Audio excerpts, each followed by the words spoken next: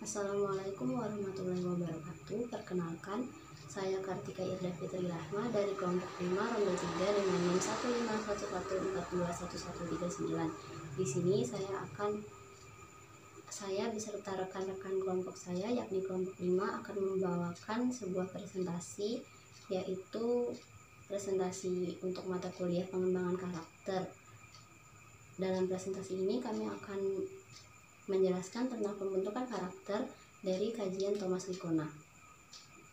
Sebelum beranjak ke materi, maka izinkanlah saya untuk memperkenalkan rekan-rekan kelompok saya. Yang pertama ada Syalaisa Salsabila, lalu ada Kasanah, lalu ada Damaris Clara Sabrina, lalu ada Muhammad Nazif, lalu ada Sinta Estifala, selanjutnya ada Muhammad Taqiyuddin Taufikur Rahman, dan terakhir ada diri saya sendiri, yaitu Kartika Irda Fitri Rahma.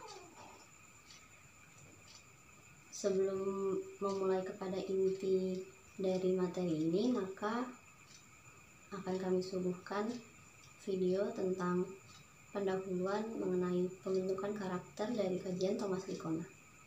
Kenalkan, nama saya Syalaisa Salsabila dengan NIM 15114211113. Saya berasal dari Rombel 3 dan kelompok 5 pengembangan karakter. Kelompok 5 pengembangan karakter Rombel 3 membahas tentang kajian pengembangan karakter oleh Thomas Likona. Pada era digital ini, anak muda Indonesia sebagai penerus bangsa sangat mudah untuk mendapatkan informasi secara mendalam dari manapun. Informasi-informasi tersebut bila digunakan dengan benar dapat menjadi pendongkrak tentang kemampuan mereka. Sementara jika tidak dimanfaatkan dengan baik, banyak hasil-hasil negatif yang akan terjadi.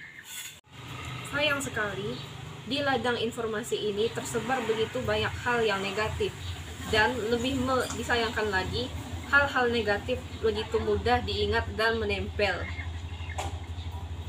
Oleh karena itu, banyak anak-anak Indonesia yang mengikutinya dan mengalami krisis moral. Contoh dari krisis moral yang terjadi di Indonesia yaitu sudah terbiasanya para remaja dengan penyontekan, pencurian, pergaulan bebas, penggunaan narkoba dan penyalahgunaan obat-obatan, ketidaksopanan, dan masih banyak hal lainnya yang jika diteruskan bisa menghancurkan generasi ini. Oleh karena itu, Nadiem Makarim selaku Kepala Kementerian Pendidikan dan Kebudayaan di Indonesia telah membuat kebijakan untuk memajukan pendidikan di Indonesia. Salah satunya menyangkut pendidikan karakter. Hal ini merupakan cara yang sesuai untuk mengatasi masalah krisis moral. Semua pihak harus saling baku-membahu, membantu satu sama lain agar program ini berhasil dan mencapai kesuksesan yang optimal. Sekian dari saya. Penjelasan selanjutnya akan dijelaskan oleh teman-teman sekelompok saya. Perkenalkan, saya Kasanah dengan NIM 15114211114 dari kelompok 5. Di sini saya akan melanjutkan penjelasan dari Syalaisa. Langkah ini merupakan tindakan yang sesuai, mengingat persoalan yang muncul belakangan ini adalah bagaimana penerapan pendidikan karakter untuk membentuk karakter di sekolah atau madrasah, bahkan pengembangan karakter di perguruan tinggi. Berdasarkan permasalahan tersebut, video materi ini mencoba untuk membahas pembentukan karakter dari kajian Thomas Likona. Sejak tahun 1900-an, istilah pendidikan karakter mulai diperkenalkan. Thomas Likona dianggap sebagai pengusuh hal tersebut, terutama ketika ia menulis buku berjudul The Return of Character Education dan Educating for Character: How Our School Can Teach Respect and Responsibility. Melalui buku-buku tersebut, Thomas Likona membuat dunia barat menyadari tentang pentingnya pendidikan karakter. Thomas Likona percaya bahwa pendidikan karakter terdiri dari 3 unsur utama, yaitu mengetahui kebaikan, mencintai kebaikan, dan melakukan kebaikan. Namun, yang lebih penting, pendidikan karakter menanamkan kebiasaan. Akibatnya, siswa menjadi memahami, merasakan, dan melakukan perbuatan baik. Oleh karena itu, pendidikan karakter semacam ini memiliki misi yang sama dengan pendidikan moral atau pendidikan akhlak.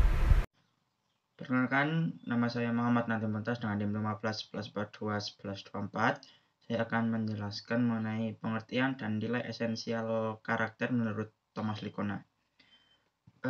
Menurut Thomas Likona, karakter adalah a reliable inner disposition to respond to situation in a morally good way. Jadi kita garis bawahi pada kata-kata terakhir dalam kalimat ini, yaitu a morally good way. Jadi menurutnya, karakter adalah suatu respon terhadap situasi secara moral yang baik. Kemudian dia menambahkan, karakter so conceived has three interrelated parts: moral knowing, moral feeling, and moral behavior. Jadi menurutnya ada 3 unsur dalam karakter, yaitu moral knowing, moral feeling, dan moral behavior, yang ini nanti akan dijelaskan oleh teman saya. Jadi dengan kata lain, karakter mengarah kepada serangkaian pengetahuan, sikap, dan motivasi, serta perilaku dan keterampilan. Selanjutnya saya Kartika Irda Fitri Rahma dengan NIM 1511421139 akan menjelaskan materi selanjutnya, yaitu mengenai tujuan pendidikan karakter yang diungkapkan oleh Thomas Likona. Melalui penelitian yang sudah dikaji dan diteliti di seluruh negara, Likona menyimpulkan tujuan dari pendidikan karakter adalah untuk membimbing para generasi muda agar menjadi cerdas dan untuk membentuk mereka agar memiliki perilaku yang baik dan berbudi pekerti. Tujuan dari pendidikan, lebih lanjut mengenai tujuan dari pendidikan karakter ini adalah untuk menanamkan dan membentuk karakter lewat percobaan, pengorbanan, pengalaman hidup, juga lewat nilai-nilai yang ditanamkan pada lingkungan sekitarnya. Melalui banyak hal tersebut, maka akan terbentuk nilai intrinsik yang akan menjadi sikap atau karakter peserta didik. Tentunya agar nilai ini dapat terbentuk menjadi nilai intrinsik yang tertanam pada diri peserta didik, perlu diadakan pengulangan atau repetition, supaya membentuk suatu kebiasaan baik yang akhirnya tertanam pada diri peserta didik itu. Lalu bab selanjutnya ada tentang nilai dasar pendidikan karakter. Menurut Likona, ada 2 macam nilai dalam kehidupan, yakni nilai moral dan nilai non-moral. Nilai moral adalah nilai yang berisi tuntutan, atau lebih jelasnya adalah nilai yang harus dimiliki oleh setiap manusia. Nilai moral sifatnya seringkali meminta seseorang untuk dapat melaksanakan apa yang sebaiknya dilakukan. Karena itulah ia disebut tuntutan. Contoh dari nilai moral sendiri ada berupa kejujuran, rasa tanggung jawab, dan juga keadilan. Setiap manusia pasti akan merasa tertuntut dalam menepati janji yang sudah ia buat sebagai bentuk dari rasa tanggung jawab yang ia miliki. Atau contoh lain adalah manusia cenderung merasa tertuntut untuk dapat berlaku adil kepada sesama, sehingga yang demikian tidak akan membuat sebagian pihak merasa terabaikan atau tidak dihargai pendapatnya. Lalu nilai moral sendiri dibagi lagi menjadi 2, yakni nilai moral universal dan nilai moral non-universal. Nilai moral universal adalah nilai yang berisi tuntutan untuk bersikap baik untuk setiap manusia. Nilai ini dapat menyatukan antar seseorang dengan satu atau banyak orang lainnya. Contoh nilai moral universal adalah cara memperlakukan orang lain, sikap menghormati pilihan hidup, kesetaraan antar manusia, dan kemerdekaan atau kebebasan. Sementara nilai moral non-universal adalah nilai yang berisi tuntutan bagi sebagian orang. Dalam artian, sebagian di sini berarti tidak semua individu merasakan tuntutan ini, atau urgensi kepentingan tuntutan itu dirasakan berbeda bagi satu orang dengan orang lainnya. Contohnya, nilai yang terkandung dalam agama seperti ketaatan, perayaan acara keagamaan, serta keimanan itu pasti berbeda antara satu orang dengan orang lainnya. Kemudian, Selain nilai moral, ada nilai non-moral. Nilai non-moral adalah kebalikan dari nilai moral. Nilai non-moral tidak berisi tuntutan. Nilai non-moral menunjukkan hal-hal yang individu inginkan atau sukai. Sebagai contoh, Likona sendiri menyebutkan bahwa ia secara personal mempunyai suatu nilai ketika ia mendengarkan musik klasik atau membaca novel yang membuatnya terkesan. Perkenalkan, nama saya Damaris Clara Sabrina. Saya dari kelompok 5 dengan nomor NIM 1511421123. Di sini saya akan menjelaskan dan juga membahas mengenai acuan karakter. Menurut Thomas Likona, karakter so conceived has three interrelated parts: moral knowing, moral feeling, and moral behavior. Karakter mulia atau good character mencakup pengetahuan tentang kebaikan atau moral knowing yang menimbulkan komitmen terhadap kebaikan, moral feeling, dan pada akhirnya benar-benar melakukan kebaikan atau moral behavior. Thomas Likona juga menuliskan beberapa kualitas moral, ciri karakter yang membentuk pengetahuan moral, perasaan moral, dan perbuatan moral. Pengetahuan moral terdiri dari 6 hal.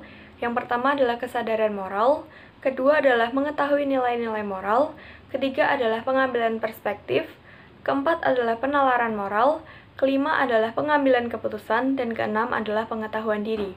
Perasaan moral terdiri dari 6 hal. Yang pertama adalah hati nurani, kedua adalah penghargaan diri, ketiga adalah empati, keempat adalah menyukai kebaikan, kelima adalah kontrol diri, dan keenam adalah kerendahan hati. Sedangkan aksi moral memiliki 3 hal. Yang pertama adalah kompetensi, kedua adalah kemauan, dan ketiga adalah kebiasaan. Berdasarkan hal tersebut, dapat disimpulkan bahwa karakter mengacu kepada serangkaian pengetahuan atau kognitif, sikap atau attitude, dan motivasi atau motivation, serta perilaku atau behavior, dan keterampilan atau skills. Perkenalkan, nama saya Muhammad Taqiyuddin Taufikur Rahman dari kelompok 5 dengan NIM 1511421147 akan sedikit membahas tentang pengembangan karakter menurut Thomas Likona. Pendidikan karakter memiliki 3 unsur pokok menurut Thomas Likona, yaitu yang pertama knowing the good atau mengetahui kebaikan, kemudian desiring the good atau mencintai kebaikan, dan yang terakhir doing the good atau melakukan kebaikan. Menurut Likona, pendidikan karakter bukan hanya tentang mengajarkan mana yang baik, mana yang buruk, akan tetapi juga menanamkan habit atau kebiasaan yang baik, sehingga seseorang itu dapat mengetahui, mencintai, dan melakukan kebaikan. Jadi menurut Likona, karakter bisa menjadi baik ketika didukung dengan pengetahuan tentang kebaikan. Setelah mengetahui tentang kebaikan, diharapkan nanti untuk mencintai kebaikan. Setelah mencintai kebaikan, diharapkan mampu melakukan kebaikan tersebut. Dan selanjutnya adalah ini unsur esensial. Jadi menurut Thomas Likona, setidaknya terdapat 7 unsur esensial yang penting dan dapat menjadi fondasi untuk dikembangkan kepada peserta didik. Ketujuh unsur tersebut ialah ketulusan atau kejujuran, belas kasih, kegagah beranian, kasih sayang, kontrol diri, kerjasama, serta kerja keras. Kemudian lanjut, agar pendidikan karakter dapat berjalan dengan efektif, ini menurut Likona ada 11 prinsip, yaitu yang pertama, kembangkan nilai etika sebagai basis dasar. Yang kedua, identifikasi karakter secara komprehensif supaya mencakup pemikiran, perasaan, dan perilaku. Kemudian yang ketiga, menggunakan pendekatan yang tajam, proaktif, dan efektif untuk membangun karakter. Yang keempat, menciptakan komunitas yang memiliki kepedulian. Yang kelima, memberikan kesempatan pada peserta didik untuk menunjukkan perilaku yang baik.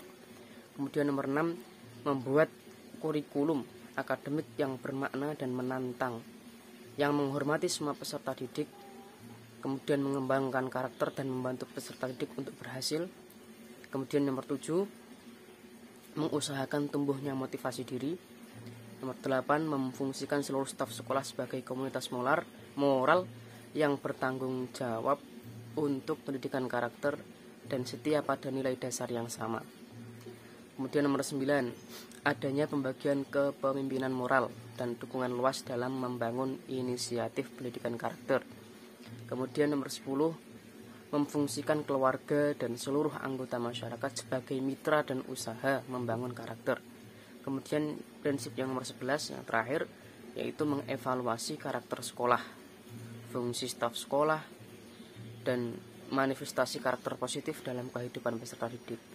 Jadi ini adalah 11 prinsip menurut Thomas Likona agar pendidikan karakter itu berjalan dengan efektif. Selanjutnya, saya akan membahas mengenai pendekatan pendidikan. Menurut Thomas Likona, terdapat 12 pendekatan dalam mengimplementasikan nilai-nilai pendidikan karakter secara menyeluruh. 9 diantaranya dilakukan guru di dalam ruangan kelas, sedangkan 3 pendekatan selanjutnya dilakukan oleh sekolah. Yang pertama, kita akan bahas mengenai pendekatan pendidikan yang dilakukan oleh guru di dalam ruangan kelas. Pertama, menjadi pengasuh, model, dan mentor. Guru bertindak sebagai seorang penyayang, model, dan mentor yang memperlakukan siswa dengan kasih sayang, memberikan sebuah contoh yang baik, mendukung kebiasaan yang bersifat sosial, dan memperbaiki jika ada yang salah. Yang kedua, menciptakan sebuah komunitas kelas bermoral. Guru menciptakan sebuah komunitas bermoral di dalam ruangan kelas yang membantu siswa untuk saling mengenal, saling menghormati, dan saling menjaga satu sama lain dan merasa bagian dari kelompok tersebut. Ketiga adalah disiplin moral. Guru juga berlatih memiliki disiplin moral menggunakan aturan-aturan sebagai kesempatan untuk membantu menegakkan moral, kontrol terhadap diri sendiri, dan sebuah generalisasi rasa hormat bagi orang lain. Yang keempat adalah mewujudkan lingkungan kelas yang demokratis. Guru dituntut untuk menciptakan sebuah lingkungan kelas yang demokratis, melibatkan siswa dalam pengambilan keputusan dan berbagi tanggung jawab untuk menciptakan ruang kelas yang baik serta nyaman untuk belajar. Yang kelima adalah membelajarkan nilai melalui kurikulum. Guru dituntut untuk mengajarkan nilai-nilai yang baik melalui kurikulum, menggunakan pelajaran akademik untuk membahas permasalahan etika. Yang keenam adalah melaksanakan pembelajaran kooperatif. Guru menggunakan pendekatan pembelajaran kooperatif dalam mengajar untuk bersikap dan dapat saling membantu serta bekerja sama. Yang ketujuh adalah menumbuhkan kesadaran dari diri. Guru juga mengembangkan seni hati nurani dengan membantu mereka mengembangkan tanggung jawabnya secara akademik dan rasa hormat terhadap nilai-nilai belajar dan bekerja. Yang kedelapan adalah mencerminkan moral. Guru dituntut bisa menyemangati siswa untuk merefleksikan moral melalui membaca, menulis, berdiskusi, latihan membuat keputusan, dan berargumen. Yang kesembilan adalah membelajarkan penyelesaian konflik. Guru mengajarkan siswa mencari solusi dari sebuah konflik, sehingga para siswa memiliki kapasitas dan juga komitmen untuk memecahkan masalah tanpa kekerasan. Selanjutnya adalah pendekatan pendidikan yang dilakukan oleh sekolah. Yang pertama adalah pengasuhan lebih dari ruang kelas. Artinya, sekolah dituntut untuk memiliki sifat penyayang di luar lingkungan kelas dengan menggunakan peran model yang inspiratif, memberikan pelayanan sekolah dan komunitas kepada para siswa untuk membantu mereka mempelajari bagaimana cara peduli terhadap orang lain dengan cara memberikan kepedulian yang nyata kepada mereka. Yang kedua adalah menciptakan kebudayaan moral yang positif di sekolah. Sekolah juga dituntut untuk menciptakan kebudayaan moral yang positif, mengembangkan lingkungan sekolah secara menyeluruh melalui kepemimpinan seorang kepala sekolahnya, disiplin dari seluruh warga sekolah, memiliki rasa kebersamaan, pemimpin para siswa yang adil, bermoral antara orang-orang dewasa, dan menyediakan waktu untuk membahas tentang moral, yang mendukung dan memperkuat nilai-nilai yang diajarkan di dalam kelas. Dan yang ketiga atau yang terakhir adalah sekolah, orang tua, dan masyarakat sebagai mitra. Artinya, sekolah juga sebaiknya mengikut sertakan wali murid dan juga masyarakat sekitar sebagai rekan kerja untuk mengajarkan nilai-nilai pendidikan karena wali murid merupakan guru moral pertama bagi anak-anak, mengajak wali murid untuk mendukung sekolah dan juga segala upayanya untuk menanamkan nilai-nilai yang baik dan mencari dukungan lain untuk mendukung sekolah, baik itu dari kalangan keagamaan, bisnis-bisnis, dan media, untuk memperkuat nilai-nilai tersebut yang dicoba untuk diajarkan oleh pihak sekolah. Kenalkan, nama saya Sinta Estivala dengan NIM 1511421146. Di sini saya akan membacakan kesimpulan terkait materi yang sudah kelompok kami paparkan. Jadi kesimpulannya adalah karakter seperti yang dikemukakan oleh Thomas Likona ialah disposisi batin yang handal untuk merespons situasi dengan cara bermoral baik. Karakter yang baik menurut Thomas Likona yaitu meliputi pengetahuan tentang kebaikan, komitmen terhadap kebaikan, dan benar-benar melakukan kebaikan. Karakter mempunyai 3 bagian yang saling berhubungan, yaitu pengetahuan moral, perasaan moral, dan perbuatan moral. Karakter mengacu pada serangkaian pengetahuan, sikap, dan motivasi, serta perilaku dan keterampilan. Likona memiliki pengaruh besar terhadap pendidikan karakter karena ia mengemukakan pendapatnya mengenai karakter esensial yang harus ditanamkan sejak dini agar menjadi fondasi hidup para peserta didik. Likona juga mengemukakan prinsip pendidikan karakter yang bertujuan agar perkembangan pendidikan karakter berjalan dengan baik. Selanjutnya, Likona juga menyebutkan ada 12 pendekatan pendidikan untuk mengimplementasikannya nilai pendidikan karakter tersebut. Kemudian, pendidikan karakter memiliki tujuan untuk mengembangkan karakter para peserta didik agar peserta didik tersebut memiliki karakter yang baik. Lalu, Likona juga menyebutkan bahwa nilai dasar pendidikan karakter terdiri dari nilai moral dan non-moral. Sekian kesimpulan yang dapat saya sampaikan. Kurang lebihnya mohon maaf. Wassalamualaikum warahmatullahi wabarakatuh.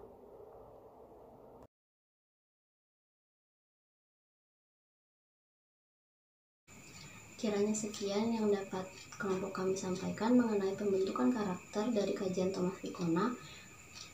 Jika ada kesalahan dalam pemilihan kata, kami mohon maaf sebesar-besarnya. Wassalamualaikum warahmatullahi wabarakatuh.